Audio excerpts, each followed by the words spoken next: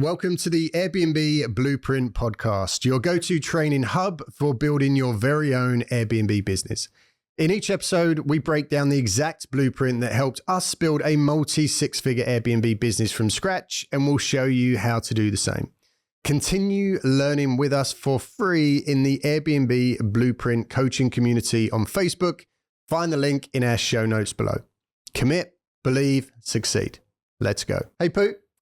Hey there. Yep. Good to have you here again, brother. How you doing? Yeah, not so bad. I want to get into some important stuff around imposter syndrome. A lot of people listening to this show are potentially trying to edge forward to this place of business ownership, taking the leap, starting their own business. It's a huge thing. And I think with property in particular, there are some pretty strong held beliefs. Who am I, to get involved in property?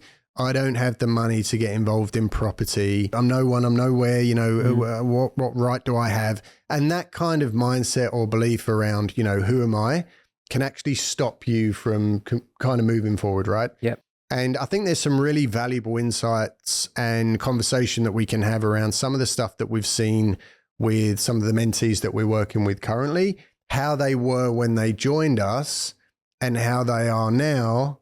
And what they've achieved and how that's made them feel about themselves, breaking down these barriers and kind of breaking down these sometimes quite toxic beliefs around not being good enough, not being smart enough, not good enough to get involved in property. It's for rich people, it's for successful people, and all this kind of stuff. So yeah, let's start breaking some of it down. What's your thoughts on this? Yeah, I think you just touched on a really big point on that to start with. Spoken to a lot of people that I know, and every time they ask me what you do, I said I'm in property. And the first answer they would always come back and say, "Oh, so you're in the big boys game, right?" Like, why is it the big boys game? We just coming in, we learn about investment, we learn how to do things. But for a lot of people, you need to have a lot of money to start, right? I think that's the kind of belief that they always kind of, it's been ingrained into their DNAs that, anything related to properties, lots of capital, this and that. But yeah, you just need to learn new stuff to make it work. It's not untrue that in order to actually buy property and to own property, you need money. Yes, there's stuff like lease options and buy property for £1 and all this kind of stuff. That's out there as well.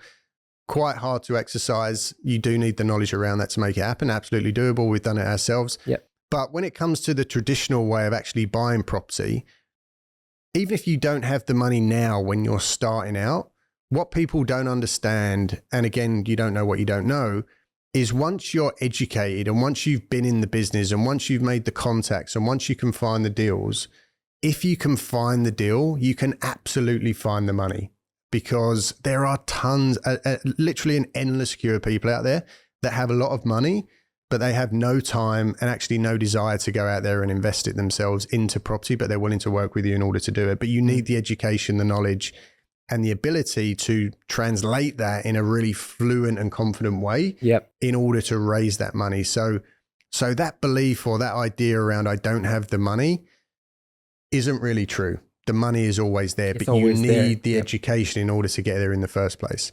But I think even before you get to that point, for most people in their job, it's just the way it goes. A lot of the time you can get kind of beaten down, right? Especially if you're not where you wanted to be, if you're not heavily educated and you don't end up becoming a lawyer or a doctor or something like this.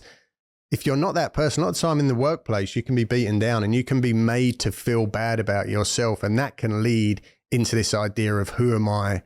What have I got? How can I possibly get into property? Right. So you've got to be able to break that stuff down. Yeah. Would you kind of agree with that? Yeah, 100%. But I would also say that, if you are in a high paying job, sometimes the ego gets in the way as well. And it's harder to break that part, to break the belief that actually I can do a lot more. I can be something else much more. Yeah. Because you are, you frame yourself with a really, really tight, it's almost like a box that I am a doctor.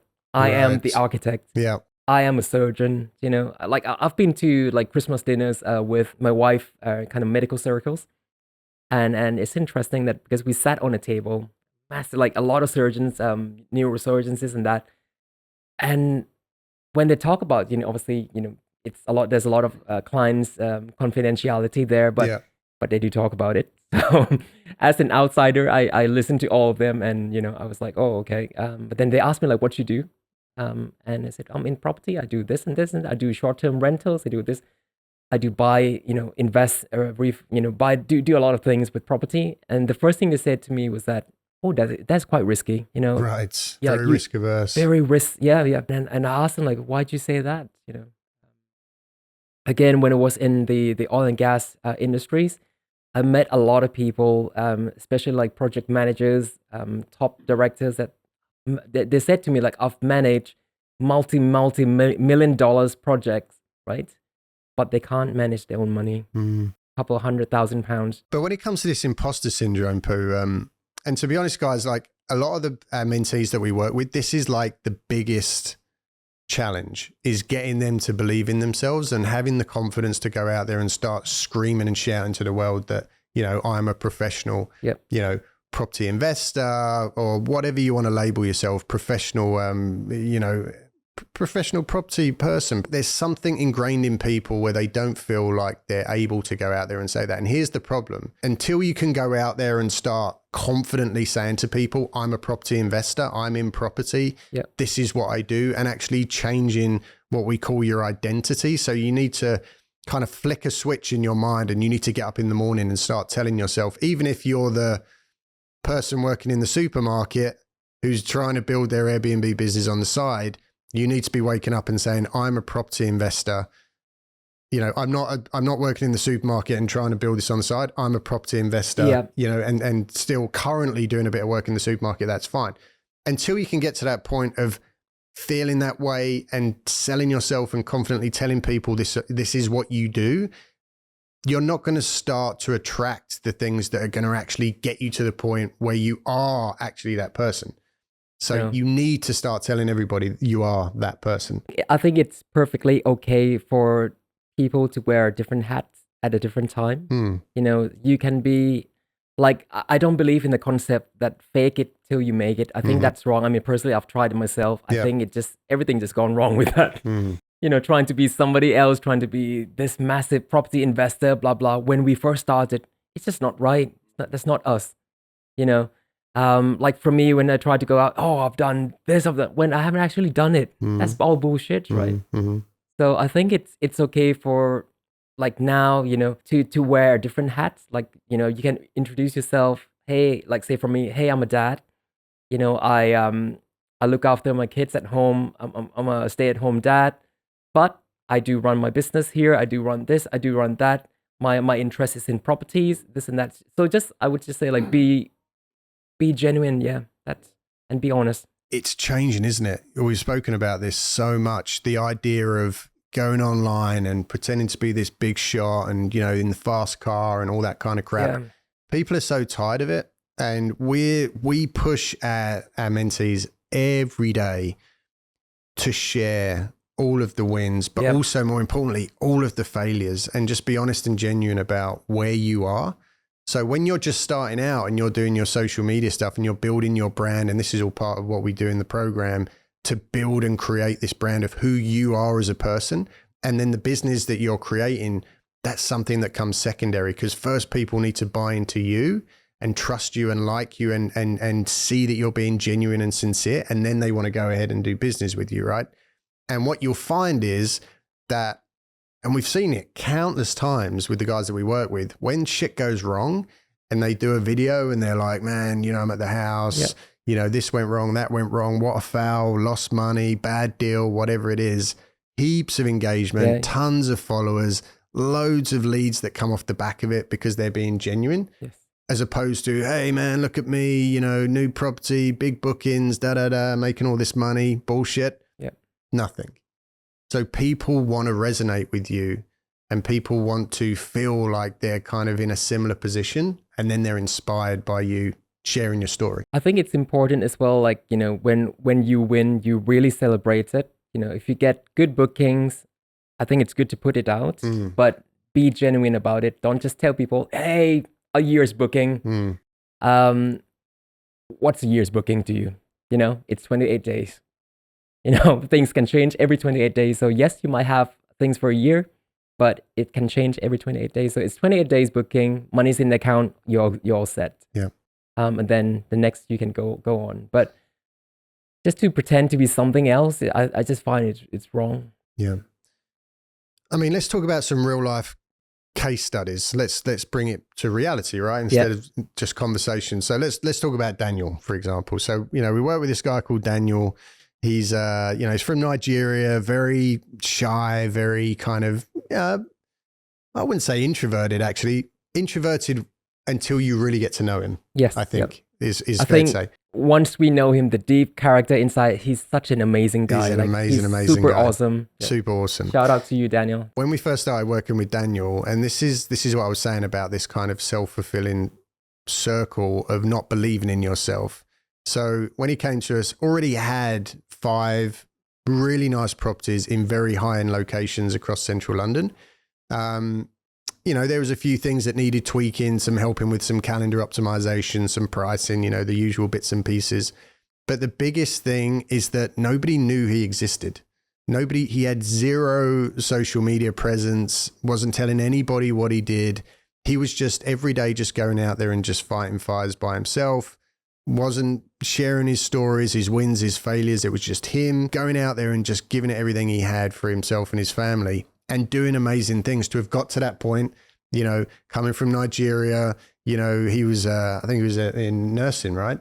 Yep. Mental health nursing, incredible as well. The stories that he could use off the back of that, sharing the stories of where he's come from, what he's done, his previous job and the people he worked with and things he'd seen, all of that. Nobody knew anything about that. And then nobody knew anything about the amazing thing he was doing in the business and how he'd found these deals and, the issues that he'd had by finding them deals and some of the issues he's had working with sources and then other bits and pieces. So anyway, this was all because of his own self-belief and not believing in himself. And most importantly, not thinking that anyone was going to care. Yep. And this is what we hear time and time and time again with the people that we work with. Who am I?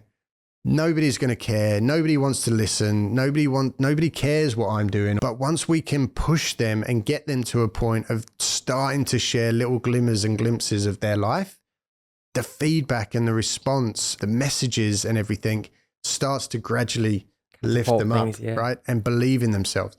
Now, fast forward, 8, 9 months, Daniel's like, you can't get him off social media.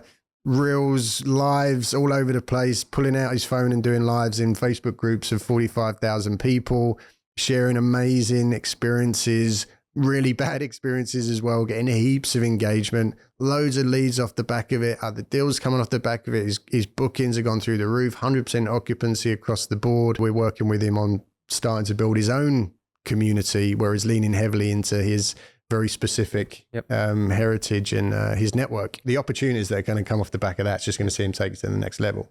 But the point is, it was getting him to believe in himself, and he's a completely different person. I think the hardest bit as well is the very, very first step to present yourself to the world. If the person has consumed the content, it's that feeling of getting that content and present it out in their own ways, and just getting it out and tell the world that, who you are, what you do. I think that's the bit that a lot of people find, because I think a lot of people myself included, I'm not great with cameras. I think too much as well. I would think about what would they think of me? Yeah.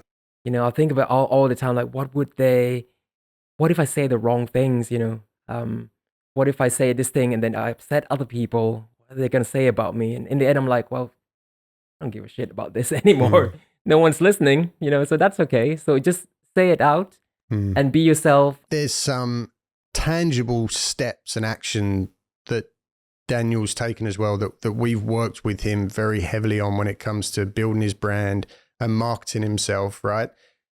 Little things that he was doing himself at the beginning that weren't necessarily working, that pretty much everybody does when they haven't got someone in a mentorship capacity to reflect back to them what they're not doing wrong, but things that they need to change.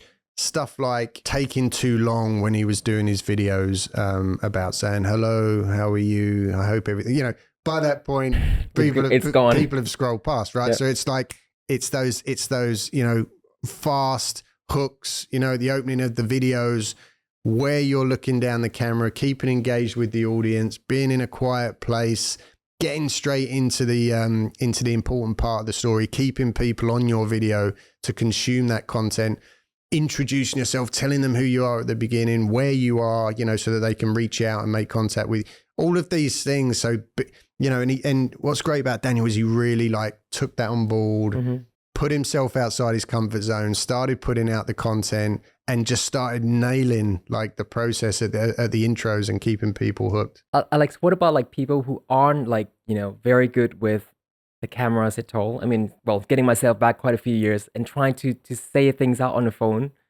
I would stutter. I would, nothing is going to come up from my mouth. It would take me 100 takes to do just 10-second videos.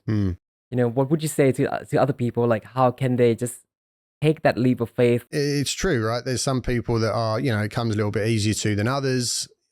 I think no matter what I say or, advice or tips that I would give to someone, there's no silver bullet where one day you're going to wake up and go, oh, Alex told me to do this. So now it's fine. At the end of the day, that first video that you do is just going to be really hard, really painful. Yeah, there's some things you could do, you could take some public speaking courses. You could go to stuff like Toastmasters, for example, which is completely free, where you just go and learn how to talk and build confidence. There's confidence classes you can do. It just comes back to the same thing that's really hard to believe until you've done it. Someone can go on and be so charismatic and talk about, oh, I've done this, done that, and be good looking with a tan, with a beach background, and all the rest of it. And they just get trolled and hated. Yeah. But if you go on there and you're like, I'm going to get through this, guys. And I'm really nervous. Just bear with me. Yeah. All you get is just thousands of keep going, man, you know, because they can, they're right there with you. They can understand it. They can feel it. They feel the same. They admire you for putting yourself in that really uncomfortable spot. There's courage about it. It's raw. It's real. So it's just a matter of just doing it. Yeah. There's no magic answers. Maybe start with, some pre-recorded videos rather than the lives, which are obviously going to be harder. Yeah. And I remember when I first started doing lives, I was thinking, I'd pull out the phone and you see on Facebook before you go live, it will tell you how many of your friends are online. Yeah. And you see maybe you've got 3,000 friends and it will say 1,800 of your friends are online. And you immediately think, when I click live, all 1,800 people watch it. are going to drop what they're doing and go, shit, Alex is doing a live video. When, in actual fact, when you hit live, it's one person turns up, they drop off, and then two turn up, they drop off. So you just got to let go of it. Don't worry about being perfect. Just get it out there. And the more you do it, the easier it gets. And, but it's part of a bigger picture. You got to go deeper inside, really believe that you can do it. It's a mindset thing. It's a confidence thing.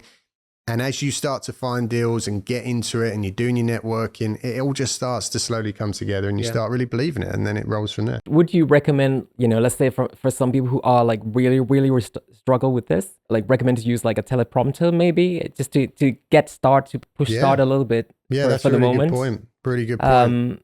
Because say for myself, did 100 take for a minute videos, it's not great, but I think the key is just to keep doing it. So if somebody really struggle, maybe a tool might be able to help to get them to feel comfortable with the cameras. Yeah, I mean, a teleprompter is a good start. Like you said, I wouldn't lean on it too much because again, it's going to take away from that real, raw video. Yeah. And again, people are going to be like, oh, I really like this poo guy. I love what he's doing, but I can just feels kind of scripted, and so the trust isn't there. It's not there. Yep. Whereas if you're forgetting the words and oh shit, what did I just can't remember what I'm going to say. It's okay, this guy's, you can relate to it, giving it his best. Yeah. And there's something to really admire about that. So but also you don't have to, if it's something that you absolutely just cannot face, the fear, the dread is just so awful, then don't force it. Maybe you work with someone who does kind of where it does come a little bit more natural to, because if it's at a point where it's making you sick, the idea of it's just going to affect you in other ways. So there's a limit to when it comes to social media. But I think the other stuff is like non-negotiable. Like this whole imposter syndrome thing, you've got to find a way of letting go of that. Whether it's through talking to someone or through, whichever outlet you find to start believing that you are worthy and you are capable and you do deserve this and you can achieve the same results that people are having. If we can do it, you can do it. You just got to go out there and make shit happen. You're going to look back and be like, what was I worried about? Yeah. How bad can it get, right? Just be in front of the camera and just talk. How bad can it get? What can go wrong? Anyone that is kind of being, not nice on your videos, commenting, you don't need them people. They're not going to help. They're not going to help you grow anyway. So you just delete and block them. And but it's not going to happen. The only time that's going to happen is if you happen to come up with something that goes viral for some reason, and then if you get loads of comments, you're going to get some trolls. But otherwise, you're not going to experience that.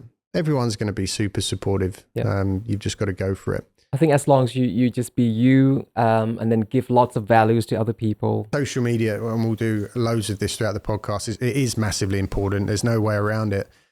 But the absolute non-negotiable is getting to a point where you have enough self-belief in yourself to start telling people what you do, telling people what you're offering, telling people what you're looking for. Because if you're just kind of small and scared, staying at home, hoping someone's going to knock on your door with a list of deals, it's never going to get started. No. Right. So you got to get out there and a good place to start with that is with people that you're already comfortable around. Yeah. Like friends and family, people at work, the dads at the local dance club or whatever it is. Yep. That's way easier than just cold, like walking straight into an agent's and being like, hi, I'm a this hotshot property investor. And, but again, I won't go into it too much because that's, loads of content around that for the podcast. Again, if you go into an agent and you're like, I'm, this superstar, I've got properties all over the country, this and that. I don't know. Is that going to go as far as walking in there and being like, hey, I'm just starting out, but I'm educated, I'm working with my mentor, this is what I'm looking to do. This is why I'm looking to do it. And just, again, that raw, real, genuine approach, I think just trumps everything. I hate, one thing I hate, I'm going to have to moan about it, is the script. I hate so much about the script because it just takes away you, because, and the worst thing is when you thinking about the script the whole time, right? Obviously you sound like a robot to begin with. The second thing, if they come back with another thing, a different line, and your head will be like, where the hell am I with the script? Which line should I go next? Shit, they asked the question that's off the script. That's not in the script. What do I do? And that takes away everything. So, and why do people use a script? Because they don't have the self-belief, the knowledge, or they don't have the confidence. I would say like having a framework, a framework of topic in mind. I think that's fine, but the rest, just let it flow out. And it'll get better over time. And guys, this is if you're feeling like this, you're normal. That's a really important point. You are completely normal.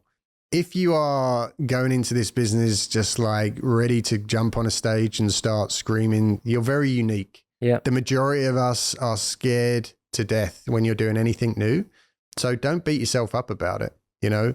It's normal to have these feelings. It's normal to be shaking, making your first call to an agent. Butterflies in your stomach. Butterflies pacing around the bedroom, worried, feeling sick at the idea of even writing a Facebook post saying that you're a property investor or, doing a video is just so terrifying. You're having sleepless nights. It's normal, so I think that's one of the first big steps is that self-acceptance of, okay, the way I'm feeling is normal. This feeling of who am I is normal. It's all the same shit that everybody goes through. And I think once you let go of that and have those realizations, then you're like, okay. And, a lot of it will tie back to the previous one that we spoke about around mindset. Some of those things that you can be doing in the mornings and the evenings and little tips and tricks around, how to keep a strong mindset all ties in. It all ties in together to build those solid foundations. But it's completely normal. So any other words of wisdom around this dreaded imposter syndrome? No, I think you've got it all. So Yeah. just be you. Be you. Be genuine. Be honest. Be you know? you. That it's such a simple sentence, Authenticity. Yeah. but it's so true. Like you, whoever you are, whatever weird kinks you have and strange tendencies and stutters or silly laughs, Yeah. that's what makes you amazing. Yes. Yep. That's what makes you stand out. That is you. That is your brand. That is your USP, your unique selling point.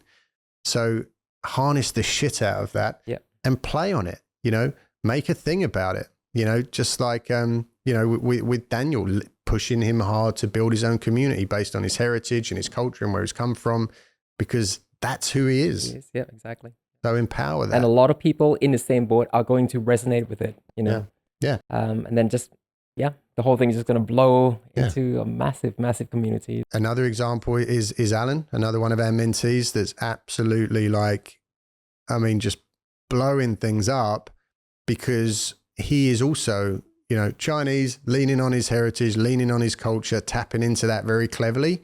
And now all of the deals that are coming to him is through his network. But it was quite a hard thing right at the beginning, right? To break that ice, to say, like, can you give it a go? Because I don't know if it was hard to break the ice. I think it was more about making these guys realize what they have and how to not exploit it, but how to utilize it as a tool to their advantage. Yep. Because otherwise, I don't think they've seen that opportunity. No. It's only when we're like, guys, you have this so much, in front of you, tap into that. The numbers Alan's doing is just kind of crazy, but maybe I was going to say we'll get him in for an interview, but Alan's not going to come on the podcast.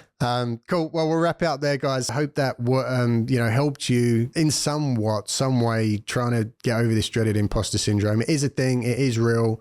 It's not something to be worried about. Don't be embarrassed about it. It's completely normal. We've all been through it, and it's just a matter of breaking it down over time. But as you put yourself out there, and as the deals start to come, and as the numbers start to grow, and as the bank account starts to swell, it's just natural you're going to shed that imposter syndrome, because all of a sudden you're the man, right? Or the woman. So just keep going. So look, thanks for listening. Thanks for watching the podcast. Don't forget to drop us a follow if you're loving the content, and leave us a review. It really, really helps us with visibility on the charts. And please, if you are interested in building your own Airbnb business the right way, with the right knowledge, right education, and everything that you need to know to take off in 2025 and beyond for the long term, don't forget to head over to our free Facebook community, the Airbnb Blueprint coaching group over on Facebook. Tons of content in there, tons of value, all for free, where we're going to get you started building your multi-six-figure Airbnb business. So until then, we'll see you next week on another episode of the Airbnb Blueprint Podcast. Thanks for watching. Take care.